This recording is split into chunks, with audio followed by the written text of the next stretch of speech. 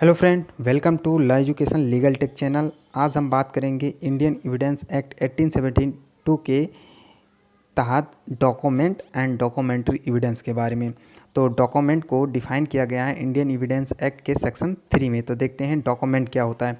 Document means any matter express और describe upon any substance by means of letters, figure और marks or by more than one of those means intended to be used or which may be used for the purpose of recording that matters। Document वो होता है जो express किया गया हो या describe किया गया हो अपॉन एनी सब्सटेंस, किसी पदार्थ पर। डॉक्यूमेंट वो होता है जो किसी पदार्थ पर एक्सप्रेस किया गया हो या डिस्क्राइब किया गया हो, इस पर्पज से डिस्क्राइब किया गया हो बाय मीन्स ऑफ लेटर और फिगर और मार्क्स।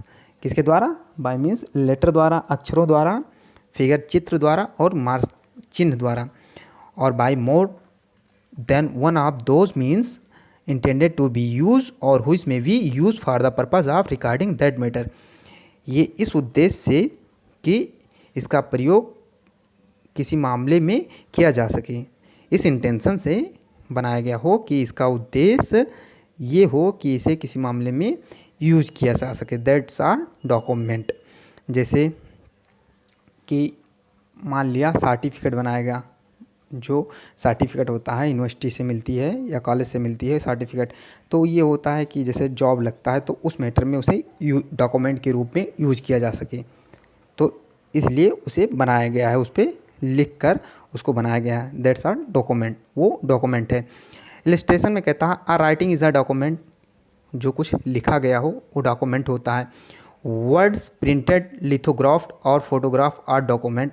जो वर्ड हैं, अक्षर हैं, वो प्रिंट किए गए हों, लिथोग्राफ्ड और फोटोग्राफ्ड और डॉक्यूमेंट, फोटोग्राफ के रूप में या लिथोग्राफ के रूप में छापे गए हों, वो डॉक्यूमेंट होंगे। आ मार्क और प्लान इज़ अ डॉक्यूमेंट। जो मार्क होंगे या कोई प्लान होगा, जैसे मैप हो गया, नक्शा हो गया, या कोई चिन्ह द्वारा कुछ बनाया गया, प्रदर्शित किया गया, वो सब डॉक्यूमेंट हो गए।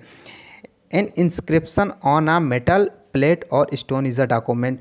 कहता है कि किसी शिलालेख, जो शिलालेख होता है किसी मेटल प्लेट पर बनाया गया हो, छापा गया हो, या किसी पत्थर पर लिखा गया हो शिलालेख, वो भी एक डॉक्यूमेंट होता है।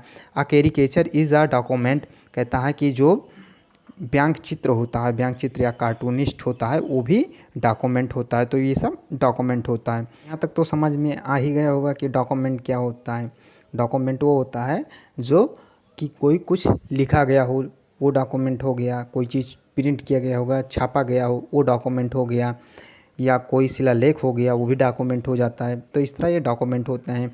जैसे कि हमारे और आपके बीच में कोई कॉन्ट्रैक्ट हो और उसको एक दस्तावेज पर लिख दिया जाए, एक पेपर पर लिख दिया जाए, तो वो दस्तावेज जो है, पेपर है, वो डॉक्यूमेंट हो जाएगा। जैसे कि गाड़ी का कागज़ हुआ, तो गवर्नमेंट जो कागज़ जारी करती है उस पर प्रिंट करके कि ये गाड़ी का नंबर फला है और ये फला डेट को इशू हुआ है, तो वो जो कागज़ होता है वो डॉक्यूमेंट होता है उसका, तो डॉक्यूमेंट हो जाता है। जो भी कुछ लिखा जाए किसी रूप में या छापा जाए किसी रूप में, वो सारे के सारे डॉक्यूमेंट होते हैं। अब देखते हैं डॉक्यूमेंट्री एविडेंस क्या होता है। डॉक्यूमेंट्री एविडेंस, इसको भी सेक्शन 3 में ही बताया गया है, इसी का पार्ट है। All documents produce for the inspections of the court such document are called documentary evidence. ये कहता है कि वह सारे डॉक्यूमेंट जो कोर्ट के इंस्पेक्शन के रूप में प्रोड्यूस किए जाते हैं, वो डॉक्यूमेंट्री एविडेंस कहलाते हैं। तो आप देखेंगे कि जो टेप रिकॉर्डर होता है वो डॉक्यूमेंट्री एविडेंस के अंदर आता है, इंक्लूड किया गया है या नहीं टेप रिकॉर्डर।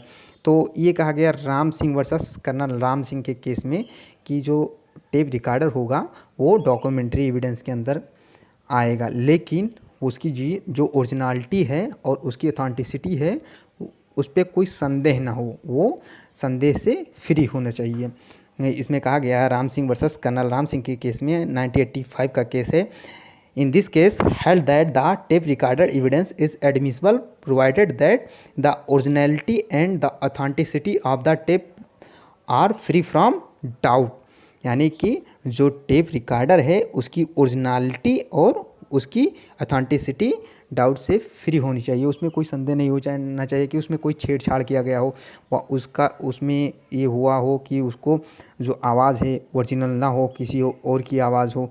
तो अगर उससे वो फ्री है, उस पर कोई डाउट नहीं है, तो उसे डॉक्यूमेंट्री एविडेंस के रूप में इंक्लूड किया जाएगा, वो एडमिसिबल होगा डॉक्यूमेंट्री एविडेंस के रूप में। ये कहा गया है राम सिंह वर्सेस कर्नल राम सिंह के केस में, जो कि 1985 का केस है। तो यहाँ पर ये डॉक्यूमेंट और डॉक्यूमेंट्री एविडेंस का टॉपिक कंप्लीट होता है। और नेक्स्ट हम किसी और टॉपिक के साथ मिलेंगे, तो चैनल को सब्सक्राइब करें और बेल आइकन को प्रेस करें। Thank you for watching.